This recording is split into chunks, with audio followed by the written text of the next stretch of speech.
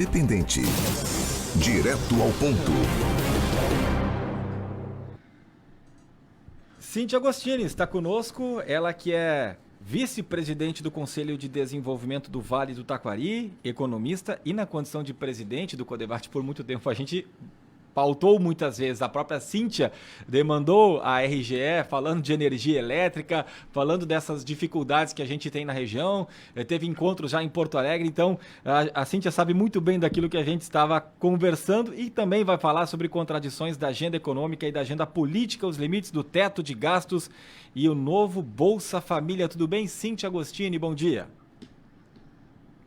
Bom dia, Ricardo, bom dia, Nicolas, Rita e a todos os nossos ouvintes. Dia. E não é coincidência, Ricardo, porque hoje à tarde a RGE também vai estar conversando com a diretoria do Codevarte. Olha que legal. Então, o movimento que você citava está acontecendo com todos. Há uma nova gestão, uma preocupação com os serviços, e esse é o momento realmente de nós dizermos à RGE, como a gente sempre disse, né? Tudo o que precisamos e as condições para o melhor atendimento da nossa sociedade. Não foram poucas as vezes que a gente vê casos como o Nicolas relatava, e eu sou consumidor RGE e sei do que já passei e às vezes ainda acontece. Então, nós não podemos deixar de passar essa oportunidade para realmente qualificar os serviços de atendimento da distribuição de energia na nossa região. Então, as entidades estão todas mobilizadas, não é diferente no Conselho, essa reunião acontece agora à tarde, e obviamente, né, nós vamos dizer a mesma coisa, mas ela precisa ser dita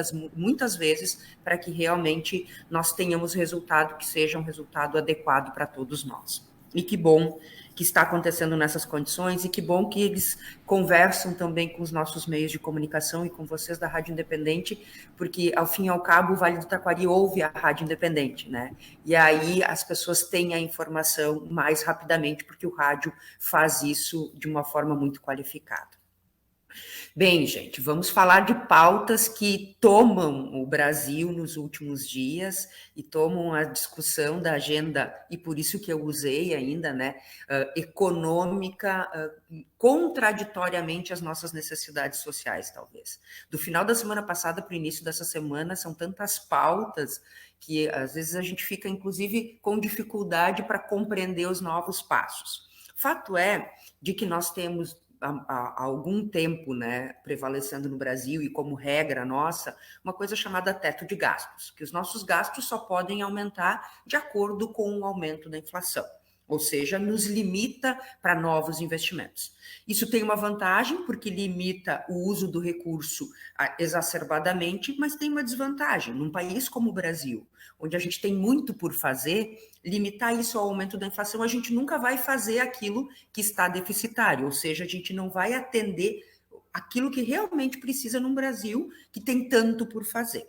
Fato é de que essa foi a forma para a gente tentar regular algumas questões fiscais. Isso acontece em outros países do mundo e tem tentado se manter adequadamente. Obviamente, a pandemia tira essa nossa lógica do teto fiscal. Mas dois fatos aconteceram no final da semana que agora colocam uma contradição muito clara.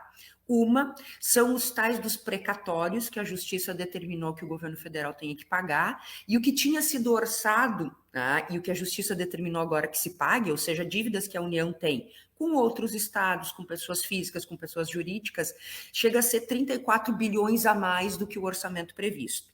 E isso é mais ou menos o valor que havia sido cogitado pelo governo para se colocar num novo programa social. Na verdade, numa repaginação do programa Bolsa Família, que hoje atende em torno de 14 milhões de pessoas que recebem por suas famílias em torno de R$ 192. Essa é média. A ideia do governo é aumentar esse valor e aumentar o número de famílias atendidas para em torno de 17 milhões. Fato é que esse aumento é justamente o valor a mais nos precatórios. O presidente quer muito um programa que, a priori, o nome vai ser Auxílio Brasil, de R$ 400.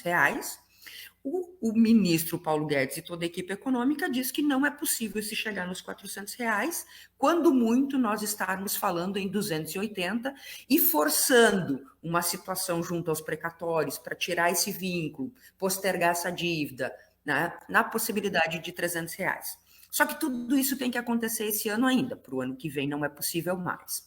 Eu não tenho dúvida alguma de que nós precisamos aumentar os nossos auxílios para a sociedade, principalmente no momento que nem a gente está vivendo, que há sim um empobrecimento maior, e isso no mundo inteiro, não diferente aqui no Brasil, e hoje a gente fala de em torno de 20 milhões de pessoas na linha da pobreza no Brasil. No entanto, o mercado não vê isso com bons olhos e ficou muito preocupado, tanto que a reação do câmbio, a reação das bolsas de valores é justamente nesse sentido, porque isso, com o perdão da palavra, fura o tal do teto de gastos e faz o governo gastar muito a mais do que é possível. Fato é de que nós estamos falando novamente de uma contradição, de um querer muito grande do governo federal de fazer esta mudança no programa Bolsa Família, mas com um limite de gastos que está posto e que pode sim comprometer mais ainda o caixa da União. Tá bom, Cíntia. Acho que passou o recado, né? São assuntos aí pertinentes que a gente tem que estar atentos, tanto a questão da RGE quanto também da nossa economia e daquilo que tramita lá por Brasília. Obrigado pela sua participação de sempre aqui nas quartas-feiras no nosso Troca de Ideias. Uma boa semana. Uma boa semana a todos. Obrigada. Até semana que vem. Muito bem, a Cíntia Agostini, que participa conosco nas quartas-feiras no quadro Direto ao Ponto. A gente tem agora o recado da Pura Vida e daqui a pouco a gente volta para tratar